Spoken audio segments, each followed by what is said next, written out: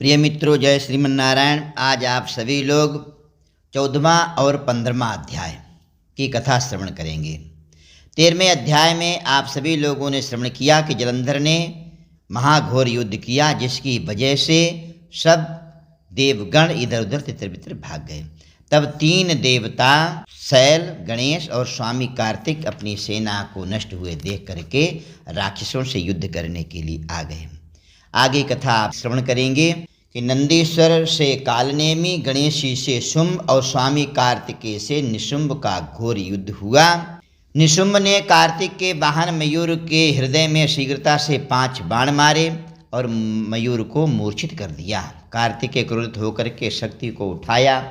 इस प्रकार से कालनेमी और शुंभ निशुंभ का इन देवताओं के साथ में घोर युद्ध हुआ। गणपति ने शुंभ की छाती में बाण मारे, इस प्रकार उसको घायल कर दिया।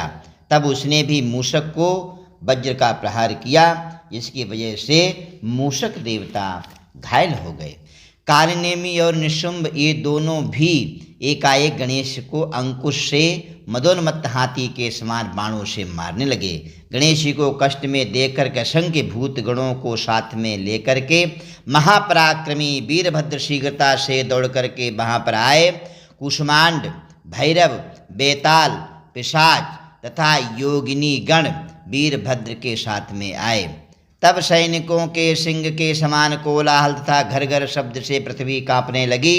तब उस युद्ध से में भूतगण दैत्यों को खाते हुए ऊपर नीचे उछलते हुए नाचने लगे। नंदीश्वर तथा स्वामी कार्तिकेय बड़ी सावधानी के साथ में युद्ध करने लगे। अपनी सेना का क्षय देख करके ऊंची ध्वजा वाले रथ पर सवार होकर के बलवान जलंधर शिवगणों के सन्मुख आया और युद्ध करने लगा। उसके बाद में वीरभद्र ने जलंधर को 3 बाणों से मारा। 7 बाणों से घोड़ों, ध्वजा, धनुष इत्यादि के लिए काट दिया। वीरभद्र ने बाणों से उसके घोड़ों को मार गिराया। फिर जलंधर ने वीरभद्र का धनुष काट डाला, परिघ हाथ में लेकर के कूदा। नारद जी ने कहा, तब वो जलंधर शीघ्रता पूर्वक वीरभद्र के समीप जा करके उसके मस्तक पर परिघ मारा। छिन्न मस्तक वाला वह वीर मुख से रुधिर बमन करता हुआ पृथ्वी पर गिर पड़ा। यह आप सभी लोगों ने 14वें अध्याय की कथा श्रवण की। अब आप 15वें अध्याय की कथा श्रवण करेंगे। नारद जी ने कहा, वीरभद्र को पृथ्वी पर गिरे हुए देख करके महादेव जी के गण भय से रण छोड़ करके हाहाकार करते हुए भगवान शिव जी के पास में गए। महादेव जी कोलाहल सुन करके अपने अपने गणों को भागते हुए देख करके बैल पर चढ़ करके हंसते हुए संग्राम में आए। शिव जी को आता देख करके सिंह की भांति गर्जना करते हुए रुद्रगण लौटे और बाणों की वर्षा से दैत्यों का संहार करने लगे। इस प्रकार से दैत्यों को युद्ध से भागता हुआ देख करके हजारों बाणों की वर्षा करता हुआ जलंधर महादेव के ऊपर टूट पड़ा। शुंभ, निशुंभ, स्वमुख, कालनेमी, बलाक, खड़गरोमा, प्रचंड और घसमर आदि दैत्य भी शिव जी के पास युद्ध के लिए दौड़ाए। बाणों के अंधकार से अपनी सेना को ढका हुआ देख करके शिव जी ने उस बाण समूह को काट करके और अपने बाण समूह से आकाश को ढक दिया। शिव जी ने दैत्यों को अपने बाण रूपी वायु से पीड़ित करते हुए प्रचंड बाणों से पृथ्वी पर गिरा दिया। महादेव जी ने क्रोधित फरसे द्वारा खड़गरोमा का सिर काट दिया। खड़वांग से बलाह के मस्तक के 2 टुकड़े कर दिए। घसमर दैत्य को फांसी के फंदे में फांस कर पृथ्वी पर पटक दिया। किसी दैत्य को बैल के सींगों से, किसी दैत्य को बाणों से संहार किया। शेष दैत्य गण सिंह के व्यथित हुए हाथी के सदृश इधर उधर भागने लगे। तब क्रोधित होकर के जलंधर शिव जी के समीप आया। वज्र के समान तीव्र गर्जना करता हुआ जलंधर महादेव जी को युद्ध के ललकारने लगा। जलंधर ने कहा, हे जटाधर, आज मेरे साथ युद्ध करो। इन दुर्बलों को मारने से क्या लाभ है? जो कुछ भी तुम्हारे पास शक्ति हो तो मेरे ऊपर प्रयोग करो। ऐसा कह करके जलंधर ने 10 बाणों से महादेव जी को आच्छादित किया। महादेव जी ने उन बाणों को हंसते हुए रास्ते में ही काट करके गिरा दिया और तीव्र 7 बाणों से उनके घोड़े, ध्वजा, छत्र, धनुष को काट करके गिरा दिया। धनुष और रथ कट जाने पर जलंधर गदा लेकर के तीव्रता से दौड़ा।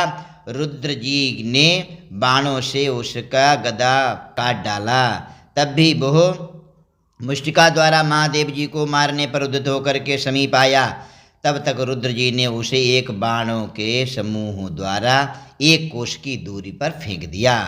शंकर जी को अपने से अधिक बलशाली जान करके रुद्र को सम्मोहन करने के लिए उसने गंधर्वी माया रची। माया रचते ही वहाँ पर गंधर्व और अप्सरा गण गाने नाचने लगे। कुछ लोग ताल बंशी मृदंग आदि बाजे बजाने लगे। इस आश्चर्य को देख करके महादेव जी ताल स्वर के शब्द से मोहित हो गए और हाथों से अस्त्र शस्त्र गिर गया। महादेव जी को एकाग्रचित्त देखकर जलंधर काम पीड़ित होकर के शीघ्र ही पार्वती के निकट आया।